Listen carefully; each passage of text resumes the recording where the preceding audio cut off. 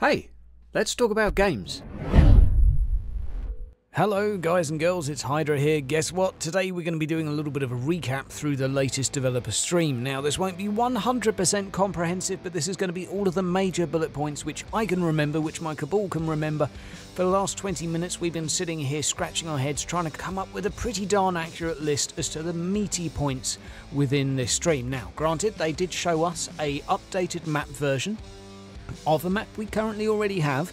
It looks pretty nice, it looks pretty crisp, and that's some of the footage going on here. Some of the main things to take away from the stream though are firstly the new trailer, which highlights the new boss system. That's right, that there is a sort of a new boss system. They've shown you each of the different classes of enemy in here, how they progress up from champion to elite, etc, and then finally to boss, and there will be a quote-unquote nemesis at the end. The developers aren't telling us what this is exactly, but we know that there's a tier or something slightly above a boss.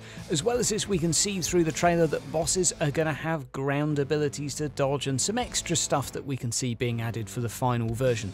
That's all very well and good to see. We also see a villain. This guy seems to basically possess random enemies while we're in missions and form sort of an in-game mini-boss that may randomly occur. Oddly enough, a bit like a nemesis system from other games, although that's not the nemesis, that's the villain system. Let's not get the two confused. Now, other stuff that they've mentioned, they did also say there's 2 more factions completely ready for deployment, although we don't know what they are.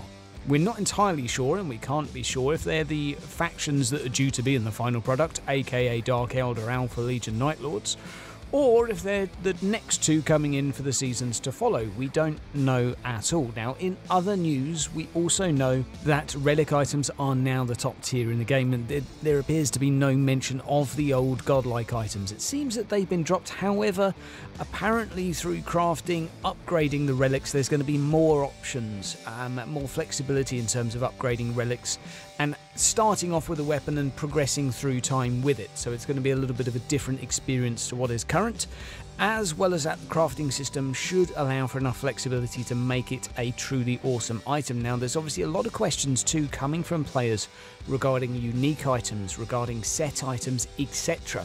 Now, although they haven't said they've ruled out unique items, they have said they'd like to move away from set items. Reason being is it really funnels a player into using a specific build, and they want to keep players' minds open in terms of builds that can be used. They don't want to go for the traditional sort of cookie cutter, here's a meta build, a really overpowered thing, use that. They want to try and let players just make up their own minds as to what they want to do. I see what they're saying, although of course I do think it's also something that may be missed for some players. Now, what else did we have mention or not mention about the morality system too? Seems like it's something that's been put on a back burner for now. We don't know if it's going to be making it or not making it. All we know is they couldn't give us a lot of information. They were having some discussions, let's say, on trying to make it fit within the concept of the game, and there seems to be some stuff going on there, so they're not entirely sure if that's 100% going to go and be in, which makes me a little bit concerned for the demonic weapons and holy weapons. Of course, we were looking forward to a little bit more weapon variety. Not entirely sure if it's going to be making it. We'll have to cross our fingers. What we can look forward to though are more armor skills and more armor types with skins, etc. that will go with. This seems to be coming in the final product. They were confirmed, although details weren't given as to exactly what is coming. As well as this too, the Psyker skills. Oh boy, apparently there are more skills coming for this class because it's fairly fresh in. You remember we had the Assassin to begin with, only had a few weapons, and a month or 2 later they added more and more in after the first few had been balanced. It looks like the Psyker is also going to be seeing a similar level of love, and that's something we can look forward to. Now, in terms of character choice, we have also had mention that character customization in terms of visuals is going to be pretty in-depth. And there's going to be a video on it soon, which is basically going to go through the ins and outs as to what you can do and what you can't do in terms of visual customization. Previously, they have told us you can change the color schemes as well as changing the dirt and grime levels. However, if they're saying that it's a pretty comprehensive scheme, I'm hopeful that they might try to achieve a little bit more than just a color picker and a dirtiness. We'll have to wait and see though what they do with that. So in terms of the other things, something else I want to mention. Now I did ask about total mission types and mission variety whilst we were talking about mission types.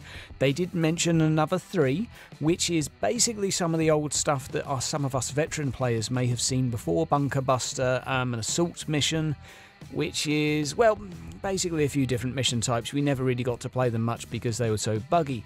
But their total goal for missions has stayed the same. Their original quote when making the game was 45. Now, they're not committing to a number at present.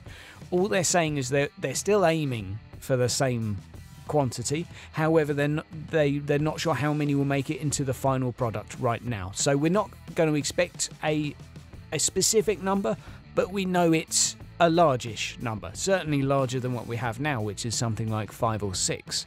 So that's obviously something we can really look forward to.